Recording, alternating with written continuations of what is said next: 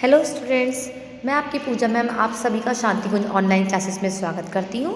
बच्चों, आज की कक्षा है नैतिक शिक्षा की और नैतिक शिक्षा में हम लोग पढ़ेंगे पाठ 9 सांप और किसान। बच्चों देखिए, आपका पेज नंबर है 27, पाठ 9 सांप और किसान। बहुत समय पहले की बात है, अंकरपुर गांव में दीनदयाल नाम का एक किसान रहता था। उसके पास थोड़ी सी जमीन थी। वह उसी में अलग अलग फसलें उगाया करता था। वह गरीब था, परंतु ईमानदारी का जीवन जी रहा था। एक दिन दोपहर के समय किसान आम के पेड़ की छाया में आराम कर रहा था। अचानक उसे सांप के फुफकारने की आवाज़ सुनाई दी। उसने देखा कि उससे कुछ ही दूरी पर एक सांप है।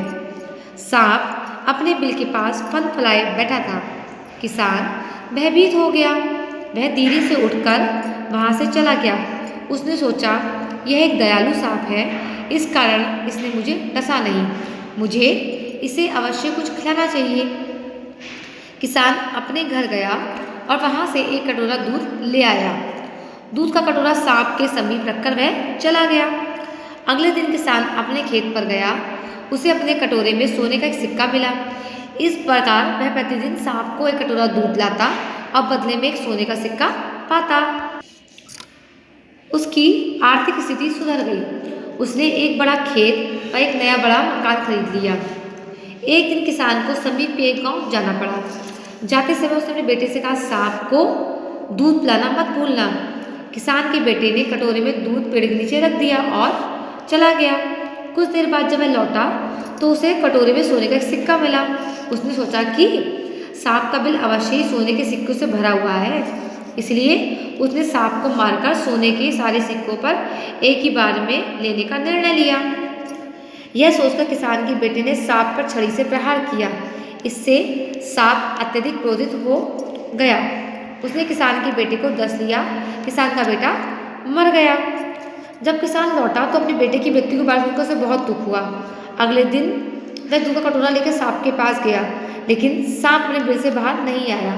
सांप बिल के भीतर से ही बोला, किसान तुम वापस लौट जाओ, अब हम लोग दोस्त नहीं रहे। यह दुर्घटना तुम्हारे लालची बेटे के कारण हुई है। मैं यह कभी नहीं भूल सकता कि तुम्हारे बेटे ने मुझ पर प्रहार किया, और ना ही तुम अपने बेटे की मृत्यु को भूल सकते हो। इसलिए हम एक दूसरे को भूल जाना चाहिए। किसान को अपने बेटे की मूर्खता के कारण एक अच्छा दोस्त खोना पड़ा। तो बच्चों में शिक्षा मिलती है कि लालच अपराध को जन्म देता है। कैसी लगी कहानी आपको? बहुत इंटरेस्टिंग कहानी थी, बहुत छोटी सी कहानी, लेकिन बहुत अच्छी कहानी थी। तो चलिए अब इसके हम प्रश्न उत्तर भी कर लेते हैं। किसान ने सांप को कहाँ देखा? इसका उत्तर आप लिखेंगे, किसान ने सांप को आम के पेड़ के नीचे बिल के पास देखा। ठीक है, कहाँ था वो? आम के पेड़ के नीचे लेटा हुआ था ना, तो वहीं पे सांप का बिल बना हुआ था। तो आम के पेड़ के नीचे सांप के बिल के पास में देखा। किसान सांप को दूध क्यों पिलाता था? किसान सांप को दूध पिलाता था क्योंकि वह सोचता था कि वह दयालु है और उसने मेरा जीवन बख्शा, तो इसलिए वह उसको रोज दूध पिलाने लगा। किसान को कटोरे में क्या मिला? किसान को कटोरे में एक सोने का सिक्का मिला। किसान के बेटे ने सांप को मारने का प्रयास क्यों किया? किसान के बेटे ने सांप को मारने का प्रयास किया क्योंकि उसने सोचा कि अगर सांप को मैं मार दूंगा तो उसके बिल में रखे सारे के सारे सोने के सिक्के मुझे मिल जाएंगे। देखिए, इसका आंसर यहाँ भी लिखा हुआ है कि उसने सांप को मारकर सोने के सारे सिक्के एक ही बार में लेने का निर्णय किया, इसलिए उसने सांप को मार दिया। प्रश्न 5, किसान के बेटे को क्या हुआ? किसान के बेटे को सांप ने डस लिया, जिस कारण वह मर गया। बस इतना ही उत्तर आप लिखेंगे। किसी गांव में एक डैश रहता था, तो आप लिखेंगे किसान। वह पेड़ की में आराम कर रहा था। छाया। यह एक डैश सांप है। कैसा सांप है? दयालु। सांप अत्यधिक डैश हो गया, क्रोधित। अब हम लोग डैश नहीं रहे, दोस्त। अब देखिए, मिलान कीजिए। उसके पास थोड़ी सी जमीन थी। तो ये आप यहाँ नंबर 1 लिख देंगे। वह ईमानदारी का जीवन जी रहा था। बेटे की मूर्खता के कारण क्या हुआ? किसान को एक अच्छा दोस्त खोना पड़ा।